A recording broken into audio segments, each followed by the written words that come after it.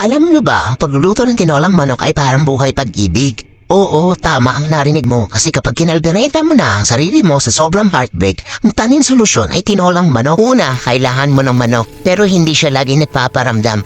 I'm chicken when it comes to commitment. Sunod, igisa mo na ang bawang sibuyas at luya para naman may lasa. Hindi katulad niya, walang lasa. Ihulog mo na ang manok sa kaltero. Makamalay mo, sabihin niya, manok na ako sa'yo, handang magmahal ang buong buo. Char! Tapos, ilagay mo na ang gulay dahil sa buhay pag-ibig. Minsan, kailangan mo ng konting gulay para magkaroon ka ng healthy relationship. Bawas stress, bawas sakit ng ulo. Ngayon, ang sabaw dapat malasa at malinamnam. Parang buhay pag-ibig, dapat palaging may flavor, kaya huwag maging blind. At pagkatapos ilagay ang dahon ng sili, kahit hindi ikaw ang pinili.